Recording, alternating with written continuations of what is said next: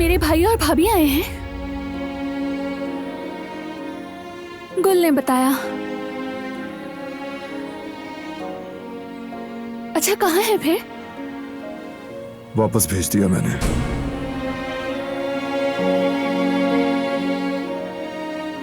मुझे बताए बगैर क्यों भेज दिया तुमने?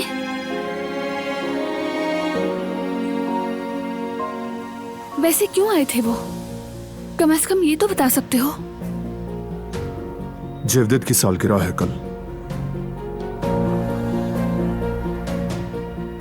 अरे हाँ, कैसे जहन से निकल गया।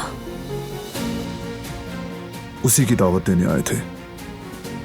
बताया कि तुम्हारी तबीयत ठीक नहीं, तो चले गए। तुम गिर गई थी ना? ऐसा कैसे कर सकते हो? उनसे मिलने से रोकने वाले तुम होते कौन हो? इतने बेरहम कैसे हो सकते हो? मुझे बेरहम कह रही हो? देखो, महीनों तक सबको बेखबर रखकर अपनी जिंदगी जीती रही तुम, और अब मुझसे सवाल कर रही हो।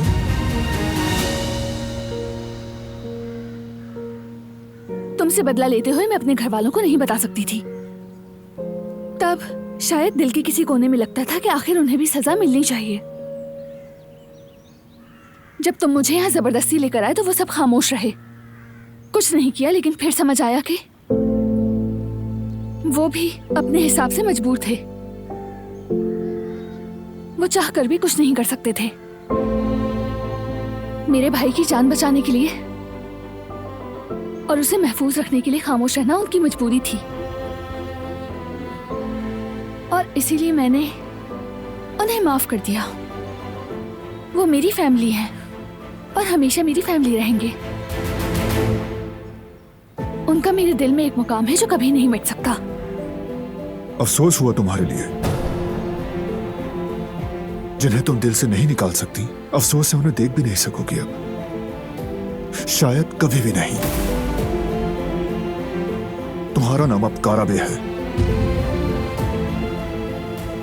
इसीलिए तुम्हारी असल फैमिली अब वही लोग हैं जो यहां रहते हैं। नहीं, हम जल्द ही तलाक लेंगे बारान काराबे। दिलान काराबे बनकर जिंदगी नहीं गुजारूंगी मैं अपनी। जब तुम्हारा गुस्सा उतरेगा ना, तब तुम भी समझ जाओगे कि इस रिश्ते को जीने का कोई मतलब नहीं रहा।